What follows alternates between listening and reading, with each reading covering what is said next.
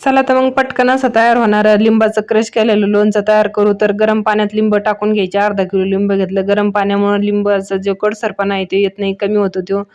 तर मग आता यामधून काढून घ्यायची. कोरड्या कपड्याने याला चांगलं पुसून घ्यायचं. तर पुसल्याच्या नंतर काय केलं, मी एका ताटात काढून घेतलं आणि त्याच्या एका लिंबाच्या 4 फोडी तयार करून घेतल्या. आता सगळ्या फोडी झाल्याच्या नंतर यामधल्या ज्या बिया आहे त्या सुद्धा वेगळ्या करायच्या, त्यामुळे सुद्धा कडूपणा येतो लोणचामध्ये.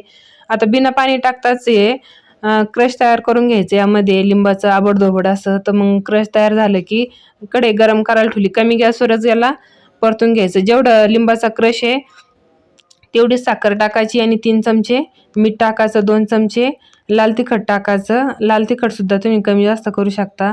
तर कमी गॅसवर याला 10 मिनिटं चांगलं शिजून द्यायचं. थोडंसं चिकटसर होईपर्यंत शिजायचं, जास्त नाही शिजायचं. शिजल्याच्या नंतर गॅस बंद केला की थंड झाल्याच्या नंतर भरणीत